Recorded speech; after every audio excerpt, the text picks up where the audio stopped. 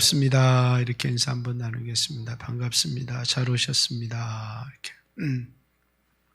지금이 많이 기도해야 될 때인데 지금 잘 교회들이 우리 교회도 기도하는 수가 이전보다 많이 줄었지만 다른 교회도 기도가 많이 죽어버린 것 같습니다. 지금이 소리를 조금만 더 높여주세요. 지금이 교회가 정말 간절히 하나님을 찾고 기도해야 될 때입니다. 아마 이번 주에는 1.5단계여서 예배당 의석의 30%에 해당하는 예배를 드릴 수 있고, 아마 이번 주일에 2단계로 전국적 격상이 이루어지면 다음 주부터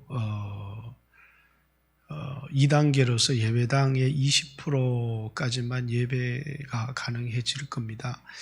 그럼 옛날에 50명 제한보다는 좋지만은 어쨌든 1부, 2부, 오후 예배 이렇게 가야 되는데 지금 아동부 예배와 학생의 예배를 고려해서 아침 9시 예배, 11시 예배, 그리고 오후 2시 예배로 가는 것이 아동부 예배에 효과적일 것인지, 또 아니면 11시 예배, 2시 예배, 그리고 오후 예배를 저녁 예배로 가는 것이 효과적일 것인지 아동부에서 예배 인원을 한번 체크를 해보고, 그래서 여러분들에게 아마 이번 주일이나 다음 주 월요일 향후 예배에 대한 얘기를 여러분들에게 나누겠습니다. 그러나 교회가 어떤 상황으로 예배를 전환하든지 간에 여러분이 열심으로 예배를 드리고 기도해 주시기를 바랍니다.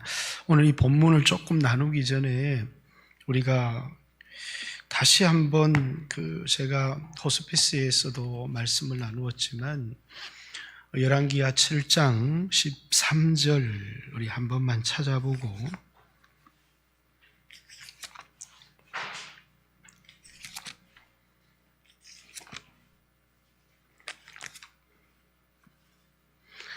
역대하죠. 7장 14절 말씀이 아닌 그 앞에 13절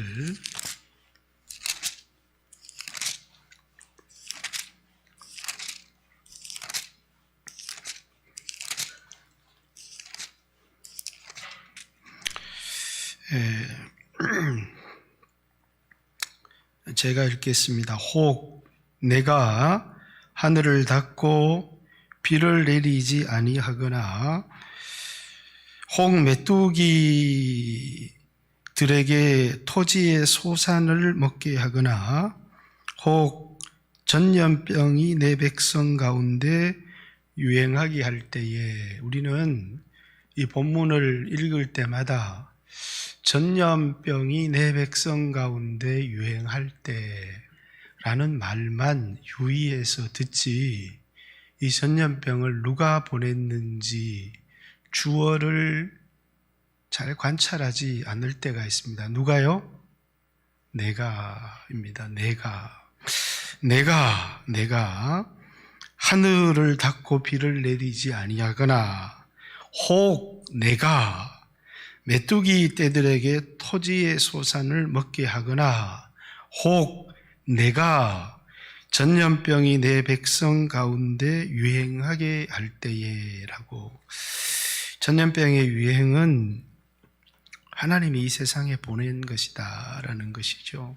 하나님의 의도가 있습니다.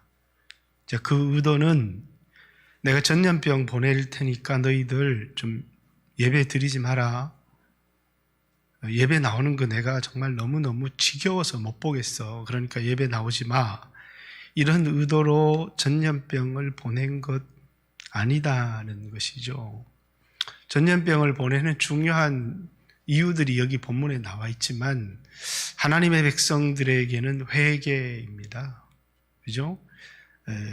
회개라고 하는 것은 그냥 입술로 고백한다고 회개가 되는 게 아니라 그 악한 길에서 떠나는 것이고, 그리고 겸손히 하나님 앞에 엎드려 기도하는 것이고, 또 하나님이 목적이 되어서 하나님의 얼굴을 간절히 찾을 때 하늘에서 하나님께서 듣고 그 땅을 고치고 치유하시겠다 이렇게 말씀하셨고, 또 이 세상을 향해서도 가진 뜻들이 있을 겁니다. 그것은 죄악의 급격한 확산을 하나님께서 이제 막고자 하실 때마다 언어를 혼잡하게 하거나 이제 전염병들을 보내어서 사람들이 모여서 죄짓고 이러는 것들에 대한 자신들의 죄악들을 좀 돌아보는 그런 기회로 이렇게 삼는데, 이게 이제 하나님이 보냈다라고 생각하지 않기 때문에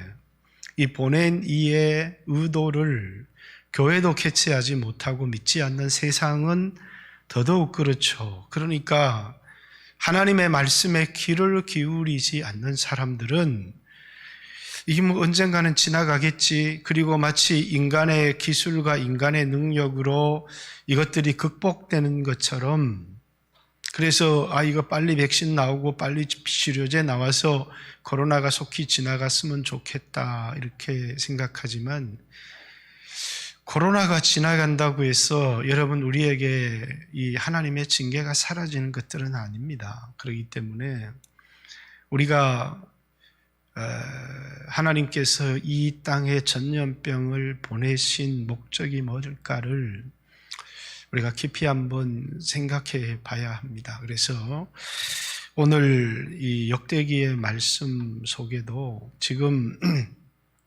솔로몬 왕 이후에 르호보암 믿음의 길을 걸었어요. 근데 믿음이 좀 약했습니다. 그래가지고 그가 악을 행하였으니, 왜 악을 행하였느냐? 마음을 굳게 하지 못하였기 때문이다 이렇게 얘기합니다. 르호보암은 믿음의 길을 걷지 않는 사람이 아니고 환경에 따라서 자꾸 흔들리는 사람이었어요. 교만해지기도 하고, 또 어려우면 또 갑자기 겸손해지고, 그래서 악을 행한 이유가 뭐냐면 하나님의 말씀을 지키려고 마음을 굳게 해야 되는데, 이 르호보암에 대한 평가는 12장의 마지막에 보면 그가 악을 행하였으니 이유가 뭐냐면 믿음을 굳게 하지 않았기 때문이다 이렇게 얘기를 합니다. 그 다음에 아비야가 왕이 되었는데, 아비야에 대한 부정적인 평가가 없어요. 그냥 한 장인데, 북왕국과의 전쟁을 통해서 40만 대군으로 80만 대군을 깨뜨렸다. 그런데 부정적인 평가로 봐야 될지 긍정적 평가로 봐야 될지 모르겠지만 아비야는 여자를 되게 좋아했던 것 같아요. 그래서 마누라를 14명을 두고 많은 자식을 낳았더라. 어떤 사람들은 이게 아주 아비야가 받은 축복이다 이렇게 말하는 사람도 있고, 이 아비야가 이 성적인 유혹에 대단히 약한 사람이었다는 걸 말하는, 왜 왕들을 다 업적을 평가하면서 마지막 업적 평가 속에 아내를 14명을 두었다는 것이 긍정적 평가인지 부정적인 평가인지 오늘의 시각으로 가늠하기가 좀 어려운 거죠. 그 마지막에 아비야의 일을 평가한 그 평가에 아내를 14명을 두었고 자식을 많이 두었더라 이런 평가가 있습니다. 그 다음에 이제 아사 왕이죠. 처음은 좋았는데 끝이 좋지를 않았습니다. 처음에는 전심으로 하나님을 구하고, 그리고 또 구스의 100만 군대를 깨부시면서 전적으로 하나님을 의지했는데, 왕이 된 지 41년을 통치했는데 35년부터 북쪽의 바아사, 이름을 보면 자기 아들입니다. 아사의 아들. 그게 이제 바아사죠. 바아사가 길리앗 라못이 아니고 갑자기 지명이 생각이 안 나요. 북왕국 사람들이 남왕국으로 자꾸 내려오니까 거기 그 견고한 성을 구축하려고 했는데, 그때에 아람에게 금을 갖다 주고 후방을 공격해달라 이렇게 선지자가 나가서 왜 하나님을 의지하지 않고 아람 왕을 의지합니까? 그래서 아람 왕이 당신의 손에서 벗어났습니다. 그리고 아람 왕의 침공을 받을 것입니다. 이렇게 선지자가 나쁜 예언을 하니까 성질이 나가지고 선지자를 감옥에 가두고 또 이제 방백들 며칠 괴롭혔다. 하나님 말씀 앞에 이제 마지막에 교만한 모습을 보이죠. 아무리 하나님의 말씀이 우리를 책망하고 우리의 마음에 들지 않는다고 해도 다윗왕 같은 왕도 성전에 뿔을 잡고 하나님 앞에 회개했는데 아사가 마지막 하나님 말씀 앞에 교만했고 병이 들었는데 하나님을 찾고 구하지 않아서 왕위가 된 지 41년이 죽었더라. 이렇게. 그렇지만 다 믿음의 길을 걸었던 사람들이지만 그들의 약점들을 기록하고 있어요. 직전의 왕 17장부터 20장까지 다룬 여호사밧. 너무나 하나님의 백성들에게 말씀을 가르쳤고 전심으로 하나님을 구하는 왕인데 약점이 하나 있었어요. 자기가 얼마나 소중한 사람인지를 모르는 겁니다. 그래가지고 세상의 부자를 너무 좋아해요. 그래서 부자하고 친구를 하고 자기는 부자와 세상에 공부를 많이 하고 똑똑한 사람들, 머리 좋은 사람들 뿐만 아니라 학벌 좋은 사람들, 높은 자리에 올라간 사람들 별것 하나도 아닌데 그런 사람이 너무 커 보이는 겁니다. 하나님이 보실 때 아합은 여호사밧과 비교할 수 없는 불량배고 깡패인데 하나님이 볼 때는 여호사밧은 너무 존귀하고 아합은 이거 완전 깡패 새끼인데 여호사밧의 눈에는 아합이 너무 커 보이는 거예요. 그래가지고 자꾸 아합하고 친구를 하고 싶어서 세상에 힘 있는 사람, 세상에 돈 있는 사람, 세상에 배운 사람 앞에서 자꾸 자기가 작아지는 겁니다. 이게 여호사밧에 가진 약점이었어요. 오늘날 성도들도 그렇죠. 하나님이 보실 때 얼마나 귀하고 존귀한 자들인데 세상에 돈 있고 힘 있는 사람 앞에 가면 주눅이 들고 열등의식이 생겨가지고 스스로 자기가 비굴해지고 왜 그러느냐면 자기가 얼마나 존귀한 자인지를 알지를 못해요. 그러니까 여러분 우리가 우리 가치를 우리가 얼마나 존귀한 자인지를 스스로 너무 낮게 평가해버리면 성경은 여호사밧과 아합의 평가를 비교 대상이 되지 않습니다. 여호사밧은 존귀한 왕이고 아합은 불량배, 말하면 하나님이 보실 때 형편없는 놈인데 그런데 여호사밧은 아합을 너무 존경하고 사랑하는 겁니다. 왜? 자기 안에 있는 자기 자신에 대한 너무 열등의식과 저평가. 뭘로 평가하는 기준이 명백하냐면 세상적인 가진 돈이나 학벌이나 세상적인 능력으로 사람의 가치를 평가하는 이 잘못된 기준이 여호사밧에게 있어서 보니까 하나님의 말씀을 붙들고 있는 자기가 강한 자고 존귀한 자인데 돈 많은 아합을 보니까 너무너무 친구가 되고 싶어가지고 사돈도 하고 거기 하자는 대로 따르고 이러다가 인생을 쫓겨버린 사람이 여호사밧이에요. 그냥 세상 친구를 단순히 좋아한 게 아니라 돈 많은 친구, 많이 배운 친구, 힘 있는 친구 좋아하다가 인생의 쪽박을 찬 사람이 이제 여호사밧이죠. 왜냐하면 자기 때는 잘 나갔습니다. 그런데 이제 자기 아들 이제 여호람에 결혼을 시켰는데 이제 아합의 딸 아달랴를 데리고 와서 이제 결혼을 시켰습니다. 이제 여호람 21장 오늘 여러분과 한번 오늘 이제 22장은 이제 아하시야 왕이죠. 여러분들이 왕의 이름이 조금 헷갈리죠. 왜냐하면 이때 얼마나 북왕국을 남왕국이 따라하고 싶었느냐면 왕들의 이름도 북왕국의 왕들의 이름을 다 따라합니다.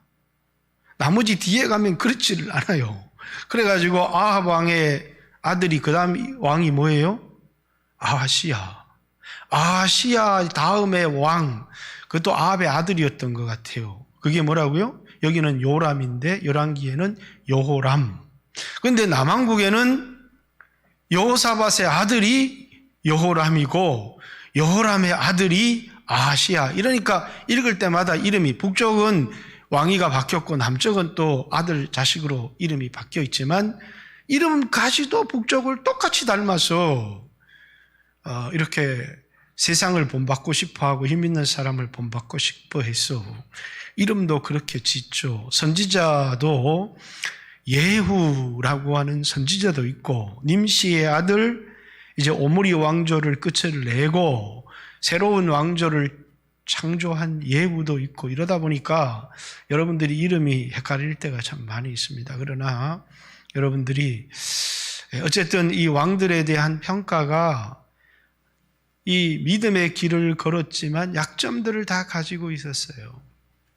그런데 이제 여기 오늘 왕이 세 왕으로 이렇게 봐야 될지 이 역대기에서는 세 왕으로 표현하지 않습니다. 아달랴를 다윗 왕가에 포함을 안 시키고, 그러자면 여호람도 다윗 왕가에, 아하시야도 다윗 왕가에 포함을 시키면 안 돼요. 왜? 다윗의 길로 걸은 게 아니고 누구의 길로요? 아합의 길로 걸었다. 그래서 이 세 왕은 다윗의 묘실에 장사가 못 됐어요. 첫 번째는 여호람은 죽었는데 왕의 묘실에 장사를 지내지 않은 겁니다. 왜? 아합의 길로 걸었기 때문이에요. 아하시야는 북쪽에 전쟁을 도우러 갔다가 예후에서 잡혀서 죽임을 당합니다. 그러니까 당연히 왕실 묘실에 장사가 못 되는데, 아합의 아들 요람은 개의 밥으로 던져줘 버리는데, 보니까 아하시야가 보니까 여호사밧의 자손이거든요. 전심으로 하나님을 구하던 여호사밧의 핏줄이다. 그래서 뭐는 해줘요? 땅에 묻어는 줍니다. 왠지 그가 받은 아버지 조상들에 의해서 받은 유일한 은총이라면 땅에 묻혀진 거예요. 그러나 아합의 그 자손들은 개에게 던져줘서 개들이 물고 뜯어버리지만, 그러나 땅에 묻혀져. 그러나 하나도 왕의 묘실에 들어가지를 못합니다. 이유는 뭐냐면 다윗의 길로 걷지 않았기 때문에. 그래서 오늘 이 세 왕의 가장 중요한 주제는 뭡니까? 아합의 길로 걸었던 사람들입니다. 누가 가장 영향력을 미쳤느냐? 아합의 딸, 이세벨의 딸, 아합과 이세벨이 낳은 딸 아달랴가 여호사밧의 며느리 여호람의 아내로 들어오면서 이 가문이 아주 박살이 나게 된 겁니다. 그래서 자, 이게 이제 성경에는 다윗의 길, 그리고 열왕기에는 누구의 길로? 여로보암의 길 이렇게 표현했지만 역대기에는 아합의 길을 이렇게 표현을 했어요. 그러면 우리 인생에 가는데 뭐가 있다는 거예요? 길이 있다는 거예요. 정도가 있다는 거예요. 믿음의 사람들이. 그런데 그 정도를 이탈했어요. 그래서 다윗의 자손들이 가야 될 믿음의 길을 이탈해버린, 앞에 르호보암이든지 아비야든지 아사든지 여호사밧이든지 이런 사람들이 믿음이 약하기도 하고 유혹에 흔들리기도 하고 상황에 따라 교만해지기도 하고 겸손해지기도 하고 또 실수도 있었지만 이 사람들은 전부 다 탈선한 사람들이 아니에요. 다윗의 길로 걸었던 사람들인데 갑자기 여호람부터 누구의 길요? 아합의 길로 걸었던, 다시 말해서 기차로 얘기하면 철로를 달려야 되는데 탈선해버린 겁니다. 굉장히 큰 위기죠. 이 본문을 읽으면서 지금 우리나라가 생각이 나요, 저는. 우리나라가 정도를 달리는 것이 아니라 탈선한 겁니다. 정상적인 가치관과 이런 것에서 완전히 탈선한. 그래서 역대기, 열왕기 누가 제일 중요합니까? 누가 제일 중요해요? 왕이 중요하잖아요. 왕이 왜 중요하냐? 운전대를 잡고 있기 때문에. 왕이 방향을 틀면 나라 전체 기차는 탈선하고 마는 겁니다. 굉장히 큰 무리가 오는 것이죠. 그래서 뭡니까? 지금 백성들이 뭐 어떻게 했고 어떻게 했고, 왕 한 사람의 국가 정책 자체가 나라를 탈선하게 할 수 있고 이렇게 할 수도 있어요. 저는 한 2주 전만 해도 계속해서 뭐 YTN 뉴스부터 뉴스 보도가 이렇게 되더라고요. 종교시설에서 몇 명 발생, 종교시설에서 몇 명 발생. 그래서 이제는 좀 이렇게 규칙도 정하더니 이게 이제 교회나 이렇게 발생을 해도 그냥 교회 이름을 밝히거나 이렇게 공격하는 게 아니라 종교시설에서 몇 명 발생, 종교시설에서 몇 명 발생 이렇게 해서 좀 더 이전보다 온화해졌구나. 그러더니 홍대 세교회에서 발생하니까 갑자기 홍대 세교회에서 몇 명 발생, 지하 음식 먹고 밀접한, 그리고 뭐 이렇게 막 교회에 대한 비난이 쏟아져요. 그리고 그 이전에 종교시설 이렇게 찾아보니까 하나도 교회가 없어요. 천주교고, 그리고 사찰이고, 사찰이나 천주교는 이름도 밝히지 않습니다. 그리고 뭐라고요? 종교시설 몇 명, 종교시설 몇 명, 이렇게 발표하던 방역당국이 교회가 발생하니까 어느 교회? 그러면서 싹 까드베기 시작합니다. 이게 왜 이런 일들이, 내가 오늘도 비판을 하려고 하는 것은 아닙니다. 그러나 여러분들이 위기의식을 가지고 교회를 위해서 기도해야 되기 때문에 대통령을 위해서 기도해야 되고 또 다음 우리 선거를 위해서도 기도해야 되고 그렇지 않습니까? 오늘도 이렇게 이제 2단계로 가면 방역수칙 되어지는 상황들을 이렇게 보면서 몇몇 신문들에서 정부가 일부러 빼놓은 데가 있는데 그게 뭐냐면 파티룸이라는 것을 빼놨다는 거예요. 파티룸. 여기 파티룸에서 그렇게 많지 않는 전국의 파티룸인데 갑자기 파티룸이 올 예약이 다 됐다는 거예요. 원래 파티룸이 뭐 하는 곳인지 여러분 아십니까? 동성연애자들 모여서 노는 곳이 파티룸이에요. 그런데 그것은 뭡니까? 예외입니다. 우리나라 지금 이 코로나가 도대체 어디서 발생했는가? 이거 이태원이 출발이에요. 진짜로.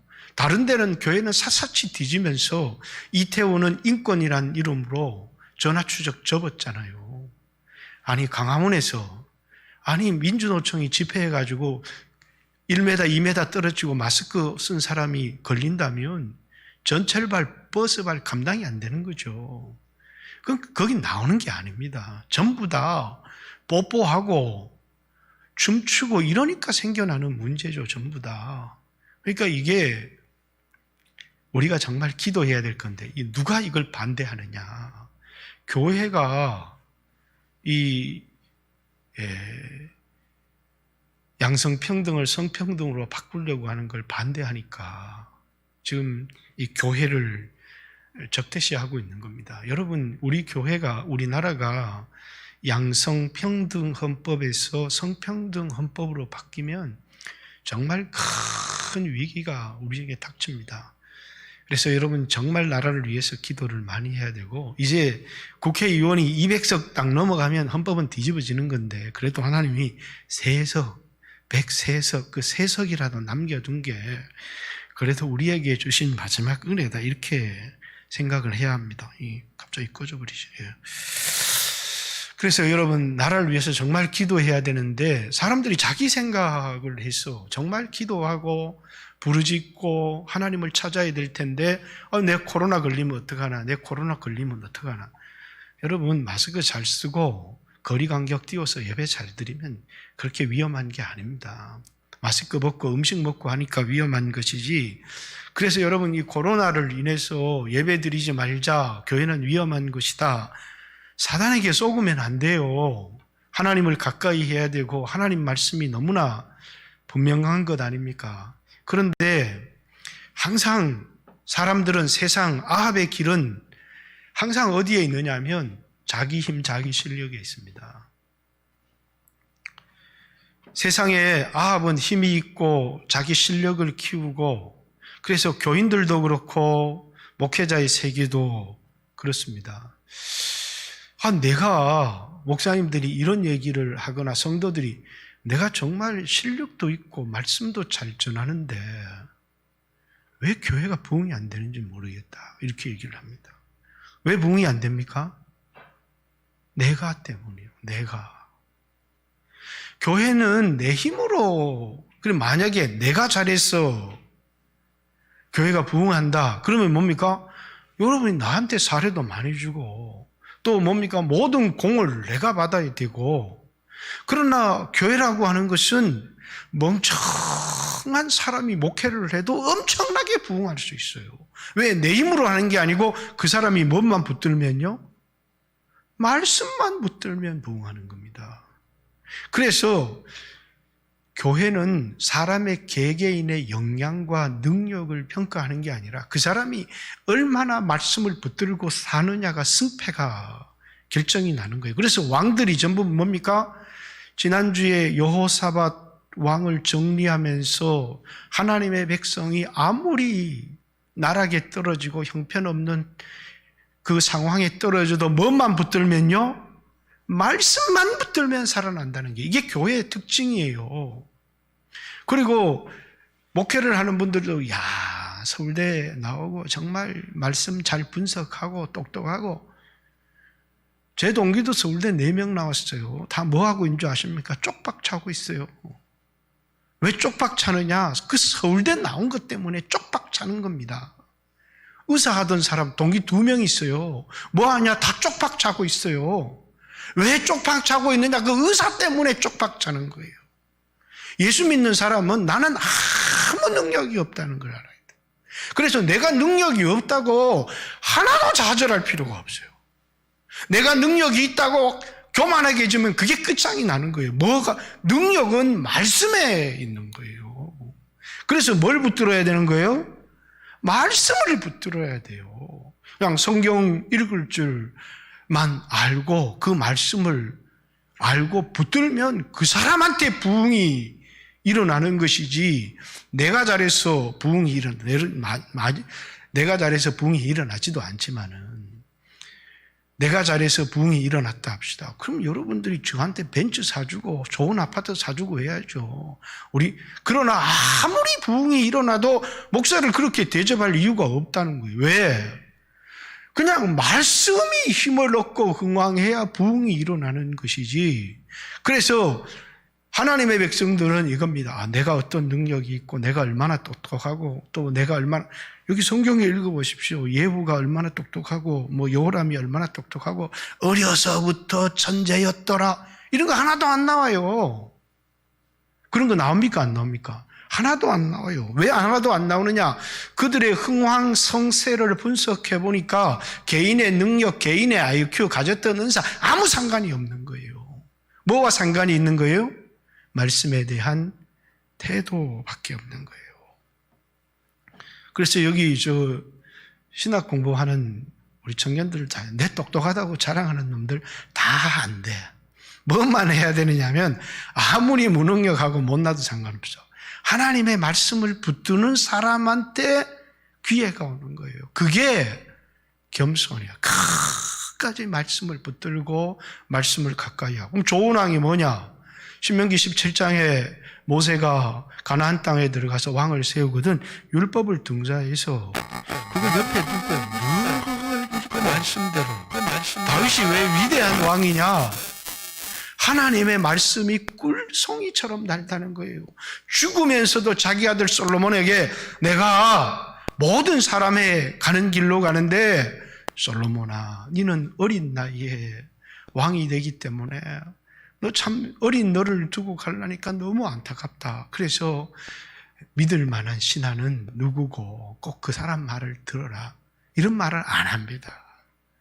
너는 여호와의 율법을 묵상을 하고 규례와 명령과 법도를 지켜서 행하면 하나님께서 너를 형통하게 하실 것이다. 왜? 자기 평생에 경험한 게 그거 아닙니까? 여러분, 목회자의 길도 마찬가지고 성도의 길도 다 마찬가지예요. 내가 은사가 있는데 사람들 자꾸 그런 내가 실력이 내가 그래도 저 인간보다는 나은데 다 망해요. 어떤 사람이 사느냐면 말씀을 붙들고 말씀을 가까이 하는 사람. 그래서 이제 다음 주부터 특세도 하겠지만 이제 칼빈의 5대 교리입니다. 인간이 자신을 구원할 수 있는가? 이게 첫 번째 칼빈이 가졌던 성경을 해석하는 인간론의 첫 번째 얘기. 인간이 스스로 자기를 구원할 수 있는가? 없다는 거예요. 그래서 인간의 전적 타락이 첫 번째 주제예요.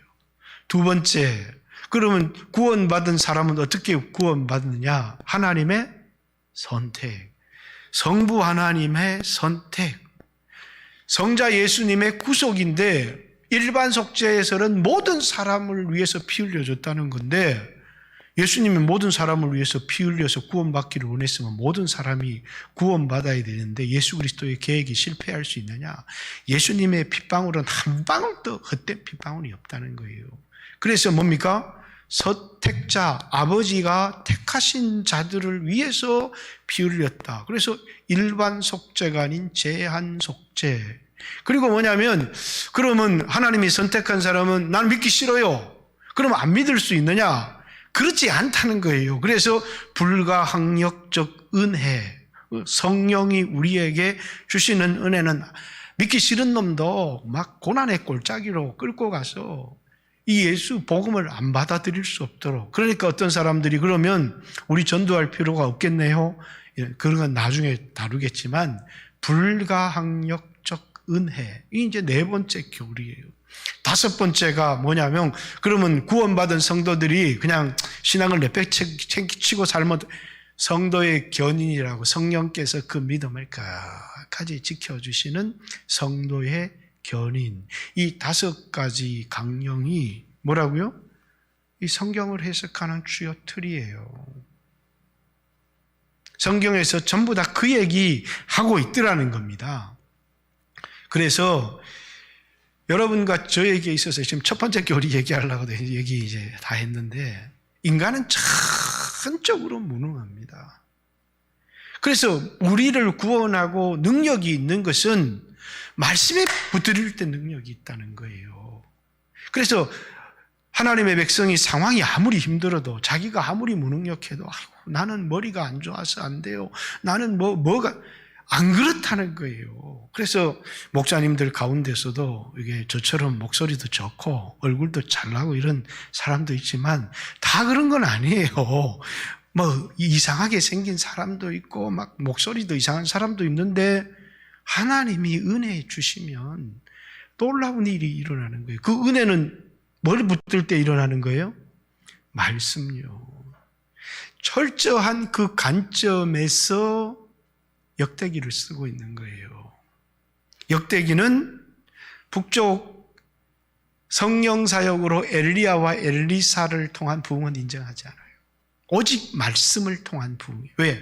에스라가 나라를 재건하려고 할 때 말씀을 연구하고 준행하고 가르치기로 결심했다. 그것이 하나님 나라를 회복하는 유일한 길이라고, 하나님의 통치를 회복하는 유일한 길이라고 생각했기 때문이에요. 그래서 여기 왕들, 남쪽에 부흥을 일으켰던 왕들의 개인적인 능력들을 기록하지 않고 그들이 하나님의 말씀에 대한 태도가 그들의 왕정사에 어떤 영향을 미쳤는가를 분석해서 역사를 기록한 겁니다. 이게 역대기예요. 그러면 여러분, 오늘 우리는 한 시점을 살아가고 있기 때문에 우리가 말씀에 대한 태도가 우리의 인생에 어떤 영향을 미칠까? 아니, 말씀에 순종하고 하지 않고보다는 얼마나 열심히 공부하고 태어날 때부터 얼마나 훌륭한 집에서 태어나고 얼마나 은사가 있고 그게 그 사람의 인생에 영향을 미치는 것이지. 그래서 이놈의 새끼 학원 가서 열심히 공부해라, 예배 드리지 말고, 자식 망치는 거죠. 관점이 전혀 다른 겁니다. 열심히 공부도 하고 최선도 다해야 되죠. 그러나 그거보다 우리에게 더 중요한 게 있다는 거예요. 그게 뭐라고요? 말씀 앞에 겸손이에요. 그래서 아무리 실력이 탁월해도 한꺼번에 꺾어지는 인생이 있고, 그것이 아니라 부족해도 하나님 말씀 앞에 겸손하고 믿음으로 살려고 하니까 보이지 않는 하나님의 손이 그를 도와서 놀랍게. 그래서 여기요, 이 역대기에는 아주 연약한 사람들을 기록하고 있어요. 첫째 솔로몬, 아주 어린 나이에.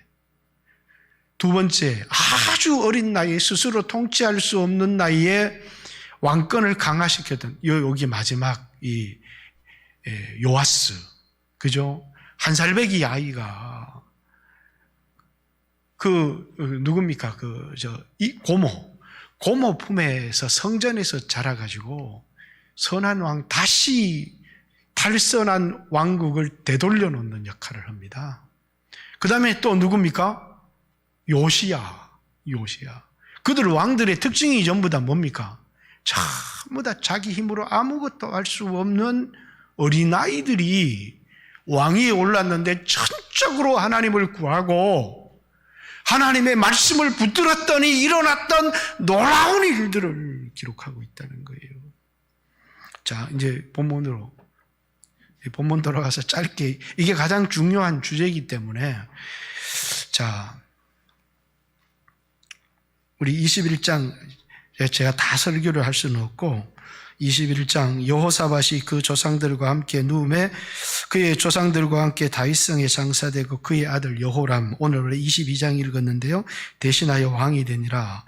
여호사밧의 아들 여호람의 아우들 아사랴와 여히엘과 스가랴와 아사랴와 미가엘과 스바다는 다 유다왕 여호사밧의 아들들이라. 그의 아버지가 그들에게 은금, 보물, 유다 견고한 성읍들을 선물로 후히 주었고 여호람은 장자이므로 왕위를 주었더니, 주면서 뭡니까? 형제들과 협력해서 나라를 부강하게 잘 다스려라, 이런 마음으로 아버지가 물려준 겁니다. 여호람이 그의 아버지 왕국을 다스리게 되어 세력을 얻은 후에 그의 모든 아우들과 이스라엘 방백 중 몇 사람을 칼로 죽였다. 왜 죽였을까요? 왕위를 위협할 수 있는 경쟁자라고 생각해서 죽인 거예요. 누구의 영향을 받았을까요? 아달랴. 6절에 보면 그가 이스라엘 왕들의 길로 행하여 아합의 집과 같이 하였으니 이는 아합의 딸이 그의 아내가 되었음이라. 그가 여호와 보시기에 악을 행하였으나. 자, 잘 들어야 돼요. 여러분들이 잘 들어야 됩니다. 자, 여기 영광교회 담임 목사가 됐습니다. 누가 세운 거예요? 이게 참 중요한 거예요. 하나님이 세웠다. 그러면 하나님 앞에 죄를 짓지 않으면 쫓겨나지 않는다. 하나님이 패하지 않으면 사람들이 막 이렇게 해도 하나님이 세웠고 하나님이 책임져 주신다.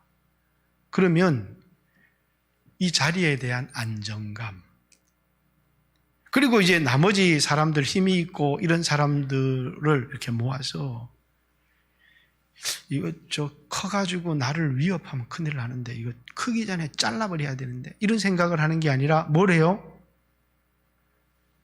하나 되고 협력합니다. 왜? 자기 이 자리에 대한 안정감 자체가 왜 중요하냐면, 세상은 하나님이 자리를 주시고 은혜를 베풀어서 이 자리를 세워준 것이 아니고 자기 힘으로 이 자리를 빼앗고 쟁취한 거예요. 그리고 자기 힘이 없어지면 빼앗기고 비참하게 되는 거예요. 그게 자기 힘으로 살아가는 세상의 사고방식이죠. 그런데 하나님의 은혜로 살아가는 사람의 사고방식은 전혀 그렇지 않아요. 하나님께서 지금 이 자리를 나에게 주셨고, 그리고 내가 하나님께 충성하면 나를 강하게 만들어 주신다, 이렇게 생각을 하는 겁니다. 그런데 이게 지금 아합의 딸 아달랴가 와가지고 이렇게 동생이 저렇게 돈도 많고 군사도 따르는 사람도 많은데 저거 크기 전에 죽여버려야 된다, 그래 가서 죽여버리는 겁니다. 그리고 그것에 대하여 왕이요, 그렇게 하면 안 됩니다. 그것도 죽여버려라, 죽이는 겁니다. 뭘로 통치하는 거예요? 힘으로. 힘이 생기니까 경쟁자들을 다 죽여버리는 거예요. 그럼 이 나라는 하나도 힘이 없는 나라가 돼요. 여러분, 삶도 그렇게 살아가는 사람이 많습니다. 목사님들 가운데 목회도 그렇게 하는 사람들이 있습니다. 근데 나중에 그렇게 힘이 있어서 다른 사람들을 제거했던 사람은 꼭 어떻게 되는 줄 아십니까?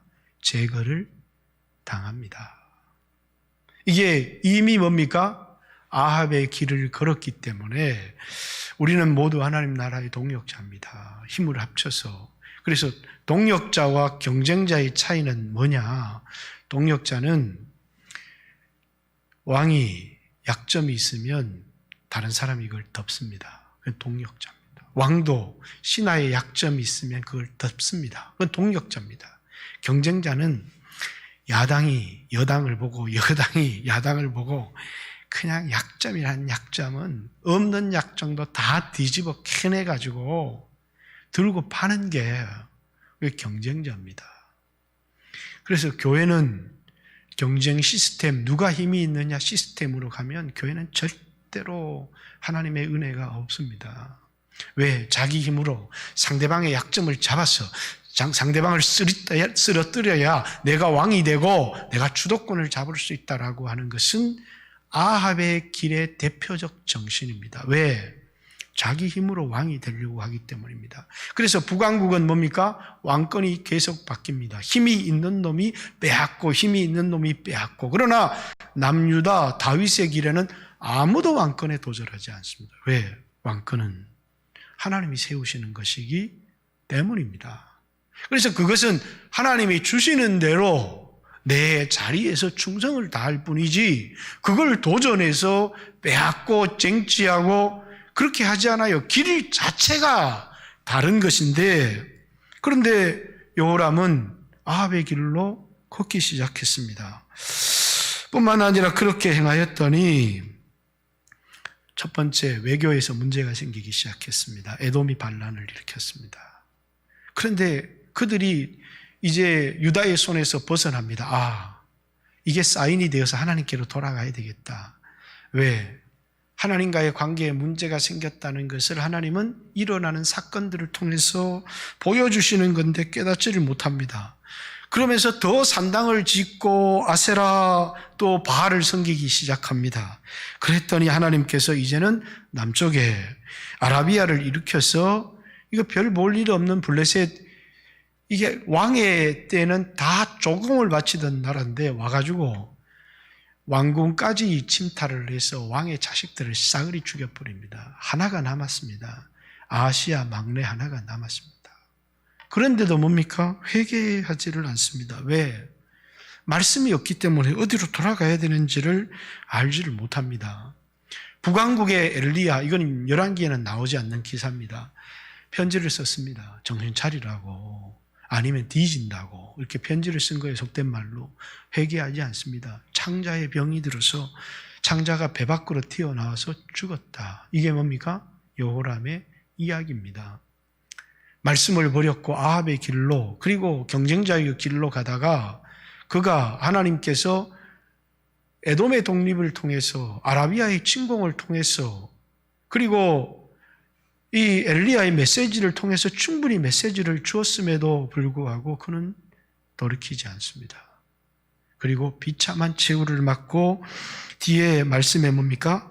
자, 여호람이 32세에 즉위하고 예루살렘에서 8년 동안 다스리다가 아끼는 자 없이 세상을 떠났으며 무리가 그를 다윗성에 장사했으나 열왕의 묘실에 두지 아니했다. 왜 열왕의 묘실에 두지 않았습니까? 너는 다윗 왕가에 들어갈 자격이 없기 때문에 안 들어간 겁니다. 뒤에 아하시야도 마찬가지입니다. 이게 열왕의 묘실에 들어가느냐 안 들어가느냐. 이제 22장 아하시야, 여호람의 아들 아하시야입니다. 여기 42세, 이 앞에 누가 몇 세예요? 여호람이 40세에 죽었는데 아들이 42세에 왕위에 오르면 잘못된 기록이죠. 왕위를 계승하였으니 이는 전에 아라비아 사람들이 와서 진을 치던 부대가 그의 모든 형제를 죽였기 때문에 그가 막내였지만 유다의 왕 여호람의 아들 아하시야가 왕이 되었다. 아하시야가 왕이 될 때 나이가 42세 아닌 22세입니다. 예루살렘에서 1년 동안 다스리니라. 그의 어머니의 이름은 아달랴요 오므리의 손자였다. 오므리 왕가죠. 그러면서 어머니의 가르침을 철저히 따라서 이 사람도 뭡니까? 그냥 북쪽의 왕을 섬기기에 바쁩니다. 아하시야도 아합의 짓길로 행하였으니 탈선한 삶을 살았다는 거예요. 열왕기에는 유다 왕조가 탈선했다라는 것을 여로보암의 길, 여기는 이제 예후의 길, 아합의 길 이렇게 표현합니다. 아합의 길로 행하였으니 이는 그의 어머니가 꾀를 깨어 악을 행하게 하였습니다. 그러니까 말씀의 길을 가다가 늦게 달릴 수도 있고 조금 강하게 말씀을 붙들지 않을 수도 있고 그 길에 탈선한 왕이 없었는데 갑자기 말씀을 떠난 탈선한, 여러분 우리 인생도 말씀을 떠나서 예배를 떠나서 탈선하면 자기는 탈선한 줄 몰라요. 근데 그게 엄청나게 위험한 거예요. 지금 왜 국가가 위기냐면 정상적인 루트를 떠나버렸기 때문이에요. 정상적인 상식과 이전의 정권은요 도덕적으로 부패했어요. 이 도덕적 부패 왕들에게도 있었죠. 그렇지만 지금 이것은 사상적 부패가 우리에게 굉장히 큰 위기를 가지고 오는 거예요. 이제 정치 얘기만 이렇게 한마디 하면 집에 가서 또 이제 맞아 죽는데. 그래도 이게 왜 기도해야 되기 때문에. 이게 나라가 되도록이면 여기도 진보도 있고 보수도 있고 정치 얘기 안 해야 되지만 심각한 겁니다. 국가 자체가 그만큼 가치관 자체가 흔들렸기 때문에 어떤 집에서는 진보 찍은 사람 네 책임져라 이렇게 얘기한다고 하는데 그럴 문제는 아니고 우리 모두 책임이고 지금이라도 우리가 하나님 앞에 대통령을 위해서 정말 그의 생각을 하나님께서 붙들어 주십시오. 그래서 마지막 정치를 잘해서 지금 뭐냐면 저 사람 망해야 되는 그 세상 사람이에요. 대통령이 망하면 나라도 망하는 겁니다. 그래서 위에서 간절히 기도해야 돼요. 그건 우리 몫이고 심판하는 건 하나님의 몫이고 우리는 간절히 하나님 앞에 이 나라를 위해서 이 나라의 운전대를 맡은 그런 실권자를 위해서 기도해야 되는 것입니다. 그의 아버지가 죽은 후에 그가 패망하게 하는 아합의 집의 가르침을 따라 여호와 보시기에 아합의 집같이 악을 행하였다. 아하시야가 아합의 집의 가르침을 따라 전부 다 아합의 집 가르침, 이스라엘 왕 아합의 아들 요람과 함께 길리앗 라못, 아버지가 했던 말씀을 백성들에게 가르치고 우상을 해파하고 이랬던 거는 하나도 따라하지 않습니다. 그런데 아버지 가운데 유일하게 실패했던 약점, 그건 자식이 꼭 따라합니다. 여기 나중에 이제 여러분들이 자식을 위해서도 간절히 자녀들을 위해서 기도해야 될 것은 이 놀라운 말들이 여러분 뒤에도 읽어보면 계속 기록되어 있는데 다윗의 집에 하나님께서 이 여호람을 멸하기를 하나님이 싫어했다는 거예요. 왜 싫어했느냐? 하나님 다윗과의 세운 언약 때문에. 아니면 벌써 죽었는데 누구 때문에요? 아버지의 기도, 어머니의 기도 때문에 하나님이 자식을 멸하기를 싫어하고 참았다는 거예요. 왜? 그 아버지가 한 기도, 어머니가 드린 눈물 때문에 하나님이 참고 그래서 여기 이제 뒤에 이제 이 아하시아의 죽음이 나옵니다. 9절 아하시아가 사마리아에 숨었더니 예후가 찾음에 무리가 그를 예후에게로 잡아가서 죽이고 이르기를 그는 전심으로 여호와를 구하던 여호사밧의 아들이라 하고 장사하였더라. 다른 사람 우리 여기 요람은 장사 지내지 않고 개밥이 됐어요. 그런데 전심으로 여호와를 구하던 여호사밧의 아들이 아니냐. 그러면서 그를 장사 지내 주었다는 거예요. 왜? 그 아버지 때문에. 그러나 다윗의 묘실에는 여전히 들어가지 못했습니다. 7절 아하시아가 요람에게 감으로 해를 입었으니 요람이 아마 예후가 반역을 일으키고 이 요람이 여호람입니다. 열왕기에는 병상을 입었는데 가야 될 길이 아닙니다. 그런데 갑니다. 그러다가 1년 만에 죽임을 당하고 심판을 받습니다. 10절부터 중요합니다. 이 얘기만 하고 기도하겠습니다. 아하시아의 어머니 아달랴 자기의 아들이 죽은 것을 보고 일어나 다윗의 집의 왕국의 씨를 모두 진멸했다. 왜? 다윗의 집의 왕국의 씨를 모두 진멸했는데 왜냐하면 전부 다 어린아이들밖에 없었기 때문입니다. 왕의 딸 여호사부 아하시아의 아들 요아스를 왕자들이 죽임을 당하는 중에 몰래 빼내어 그와 그의 유모를 침실에 숨겨 아달랴를 피하게 하였으므로 아달랴가 그를 죽이지 못하였더라. 여호사밧은 여호람 왕의 딸이요 아하시아의 누이요 제사장 여호야다의 아내더라. 아마 제사장으로부터 영향을 받은 것 같아요. 그래서 자신의 막내 동생을 이렇게 숨기게 됩니다. 그런데 북쪽은 아합 왕조가 문을 닫았습니다. 그런데 이 아합 왕자가 남쪽에서 재현되어지는 역사가 일어났습니다. 그게 누구예요? 아달랴입니다. 북쪽에는 아합 왕조가 예후에 의해서 심판을 받아서 완전히 멸망을 했는데 갑자기 남쪽에 아합의 왕조가 아달랴에 의해서 재현되기 시작하는 겁니다. 하나님께서 이제 요아스라고 하는 그 왕, 그 7살, 8살 배기 아이를 통해서 6년간 통치하고 7살이죠. 그때 다시 왕위를 여호야다의 이 반란을 통해서 회복시키기는 했지만 이게 세상을 따라가게 되면 교회가 세상을 따라가게 되면 세상에 짓밟히고 그리고 뭡니까? 세상의 지배를 받게 되어져 있습니다. 여러분 우리는 얼마나 존귀한 사람이지 돈이 있고 우리가 지식이 있고 그런 것과 세상의 평가 그래서 괜히 출세한 친구들 만나면 기죽고 가가지고 야 예수 믿어라 이렇게 얘기하면 뭐라고요? 야, 니 참 살기 힘든 모양이다. 니나 잘 믿어라. 이러면 기가 죽어요.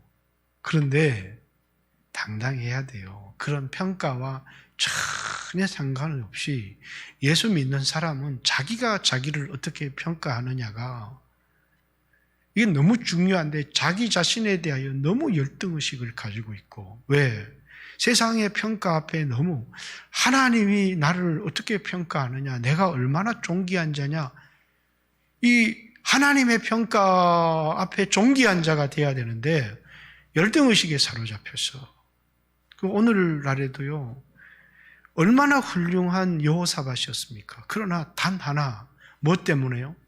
세상에 돈 많고 똑똑한 놈 좋아하다가 자신의 가문을 망쳐버렸어요. 여러분 아합과 여호사밧은 비교가 안 되는 왕이에요. 여기 우리가 읽으면서 지금 관심이 누구에게 있습니까? 아하시아, 여호람 하나님은 관심을 갖고 돌아가기를 원하는데 세상 불량배를 본받고 있는 겁니다. 세상 사람들이 살아가는 돈 버는 길 그것으로 자신의 인생이 행복해질 줄 알고 여러분, 우리는 지금이라도 말씀을 붙들어야 되는 거예요. 말씀을 붙들면 부흥이 일어납니다. 여러분, 사업이 쫄딱 망했습니까? 가정이 무너졌습니까? 살아있기만 하면 됩니다. 뭘 붙들면요? 회개하고 말씀을 붙들면 다시 살아납니다. 그게 하나님께서 보여주시는 기적이, 하나님 경험하고 싶으면 다른 거 하나도 없어요. 이거 내가 살아날 수 있겠나? 내 가능성, 내가 처한 형편. 그런데 이상한 일들이 일어난다는 거예요. 말씀을 딱 붙드니까 내가 전쟁을 하나도 안 했는데 전쟁에 이기게 되는 겁니다. 기적이 일어나는 겁니다. 보이지 않는 손. 그래서 하나님이 어디 있느냐? 이렇게 사람들은 보여달라. 하나님은 보이지 않습니다. 보이면 하나님이 아닙니다. 그런데 말씀을 붙드니까 내 삶에 기적이 일어납니다. 그게 하나님을 증명하는 거예요. 그게 하나님을 경험하는 겁니다. 그러나 우리는 상황과 말씀 사이에 늘 고민을 하다가, 그래서 뭡니까? 아이고, 형편 따라가자. 그럼 아합의 길입니다. 죽어도 내 삶을 조종해서 말씀대로 살자. 그러면 그게 다윗의 길입니다. 늘 우리 이 중간에서 고민하다가 그래서 인생이 무너지고 실패하는 사람들이 참 많습니다. 그래서 이제 하나님이 보이지 않으니까 조금 하나님을 의지하다가 조금만 형편이 좋으면 또 아합의 길로 돌아가고. 오늘 이 밤에 이 역대기가 우리에게 주려고 하는 분명한 메시지, 그게 뭐라고요? 말씀을 붙들어라는 것입니다. 말씀을 붙들면 부흥이 일어난다는 거예요. 내 개인의 능력과 아무런 상관이 없다는 겁니다.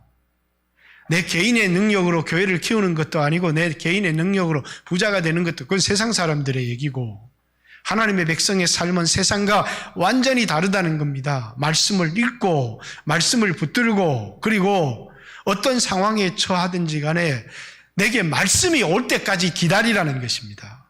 말씀대로 행해야지 이렇게 하는 게 유리한가? 저렇게 하는 게 유리한가? 수없이 자기의 머리로 재봐도 아무런 소용이 없어요. 그래서 기도는 내가 정말 새벽마다 일어나서 간절히 기도했습니다. 정성을 다해서 기도, 아무 소용이 없어요. 기도는 그런 거 아닙니다. 그건 세상에 불교 신자들이 지성이면 감천이라고 이렇게, 우리는 기도는 말씀을 듣는 겁니다.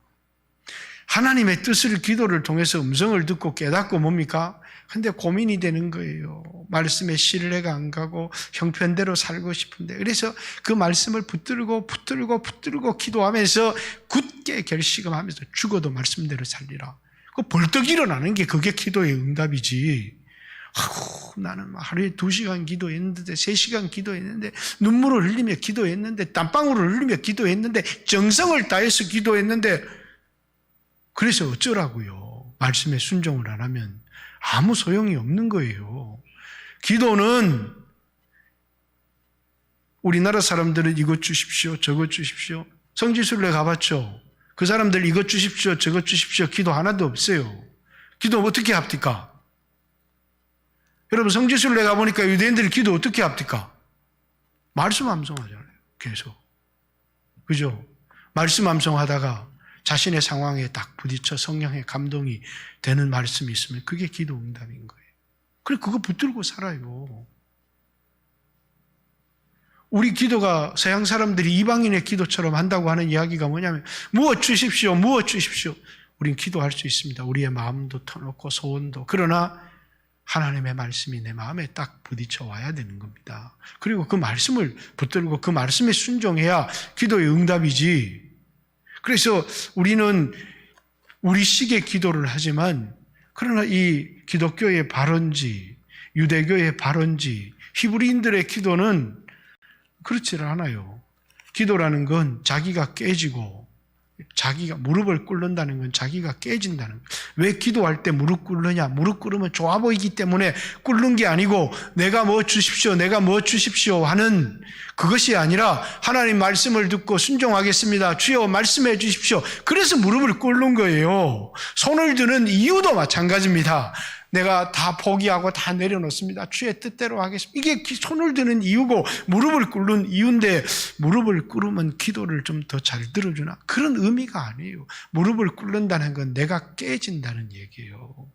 그리고 전적으로 말씀을 듣고 순종하겠습니다. 그런 의미로 무릎을 꿇는 것이거든요. 그래서 여러분 뭐 주십시오도 기도하고 이렇게 기도하십시오. 그러나 성령의 감동이 오고 하나님의 말씀이 들릴 때까지, 그리고 그 말씀대로 살려고 하니까 용기가 안 생겨요. 그 말씀을 붙들고 이 말씀대로 살겠습니다 하고 벌떡 일어나 순종을 하며 살아가는 것이 승리의 길입니다. 오늘 이 밤에도 시간은 많이 지났지만 많이 지나지는 않아요. 기도했으면 좋겠습니다. 주님, 이 나라 교회도 말씀으로 돌아갈 수 있게 해주십시오. 보십시오. 얼마나 지금 교회 상황이 하나님 보실 때 근심이 되겠습니까? 막 코로나 왔다 그러니까 아무도 예배 오지 않는 건 아니지만 얼마나 많은 사람들이 하나님의 음성, 하나님의 뜻과는 전혀 다르게 움직이고 있잖아요. 하나님이 코로나 보내서 그래 코로나 왔으니까 예배 드리지 마라. 그래서 코로나 보낸 게 아니잖아요. 하나님의 뜻이 무엇인가를 깊이 생각합시다. 주여, 우리는 오늘 이 시대 가운데도 하나님 말씀 붙들고 살 수 있게 해 주십시오. 이게 코로나는 하나님이 보낸 게 아니라 어쩌다 일어났는데 하나님도 어쩔 수 없으니까 얘들아 큰일 났다, 어쩔 수 없다, 피해라, 이렇게 해서 우리에게 대처하라고 하신 것이 전혀 아닙니다. 같이 한번 주여 하신 후에 하나님 앞에 기도했으면 좋겠습니다. 우리 자신이 회개해야 될 것, 오늘 우리는 탈선하고 있지 않는가? 아합의 길로 걸어가고 있지는 않은지 우리 자신을 돌아보면서 기도합니다. 같이 한번 주여 하신 후에 기도드리겠습니다. 주여!